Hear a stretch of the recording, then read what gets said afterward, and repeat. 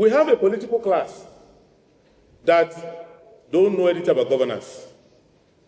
But they know that if you are in government, government will pay your bills. You won't suffer. So politics is their own escape from poverty and underdevelopment.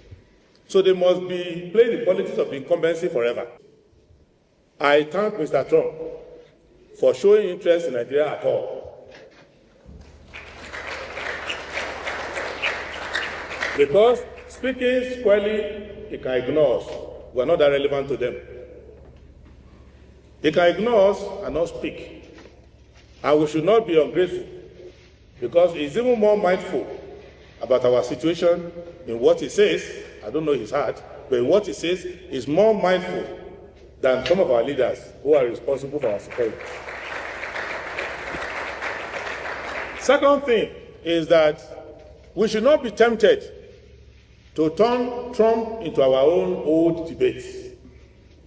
There is no solution that can come from Trump or anybody that want to help only one section of the country to survive insecurity without helping the other section. It is not possible.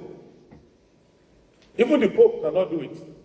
To come and rescue Christians in Nigeria and not rescue Muslims or rescue other people. So we must not use the Trump intervention as a basis to litigate our hatred for each other or our old grievances. It should not become a Christian, Muslim, whatever debate. It's an insecurity question. So we must, if anybody wants to come and help us, that methodology means that you want to help every Nigerian. You cannot help one person or the other. It's not practicable. It's not possible. Lastly, our government should be in shape. And they should use that shape to solve the problem. Trump will not come if Mr. President Bola Ahmed Tinubu says, in the next 30 days, nobody will be killed again.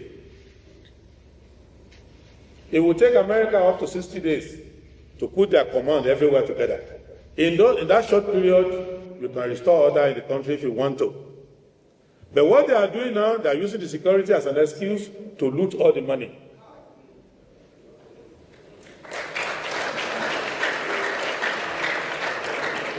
The Nigerian armed forces, the way I know them, they can protect the whole of West Africa if you let them do it. But they cannot protect their own barracks if you say they should not do it. So it is clear that President Tinubu is in the long line of presidents who have turned against the people and used insecurity to siphon money.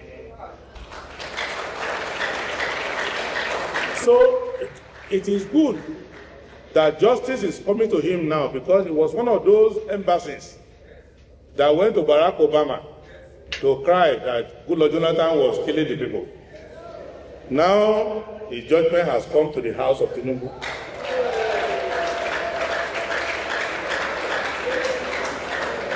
And last point, let nobody come and argue about sovereignty too much. Sovereignty is true, but under international law, of which I am a postgraduate in international law, sovereignty that conflicts with international humanitarian law will be ignored. That's why we have the Warsaw Convention and all of that. That's why they try leaders for war crimes. The fact that you have sovereignty over your people doesn't mean you can kill them as you like or neglect them as you like. And to give a more personal example, where was sovereignty when President Tinubu said he wanted to invade Niger?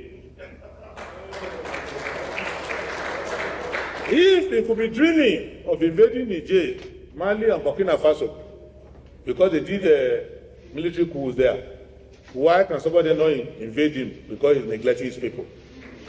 So in conclusion, let us put fire to the feet of our government to protect us. Let us be grateful to the international community talking about us. But if we, as I prefer, decide to solve the problem at home, Muslim, Christian, enemies, whatever, we must come together. You cannot deny there's no way I can be told to deny that certain communities in Nigeria feel genocided and attacked. Why do I say so? It's a subjective thing.